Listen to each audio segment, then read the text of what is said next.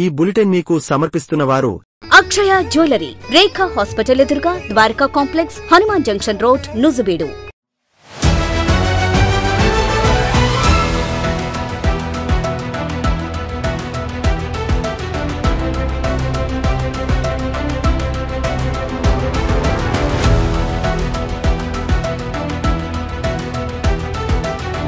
నూజివీడు నియోజకవర్గం ఆగరిపల్లి మండలంలో పాల వ్యాను ఢీకొట్టిన ప్రమాదంలో 2 ద్విచక్ర వాహనదారులు మృతి చెందారు.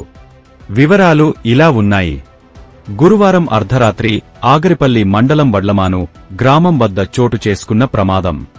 విజయవాడ నుండి నూజివీడు బైక్పై వెళుతుండగా నూజివీడు నుండి ఆగరిపల్లి మీదుగా విజయవాడ వెళుతున్న పాల వ్యాను బైక్ను ఢీకొట్టగా బలమైన గాయాలతో ఒకరు అక్కడికక్కడే మృతి చెందగా హాస్పిటల్కి తరలించగా మరో వ్యక్తి మృతి చెందినట్లు వైద్యులు తెలిపారు.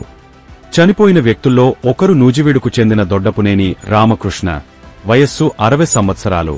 మరొకరి వివరాలు తెలియాల్సి ఉంది. సంఘటనా స్థలానికి చేరుకున్న పోలీసులు కేసు నమోదు చేసి దర్యాప్తు చేపట్టారు.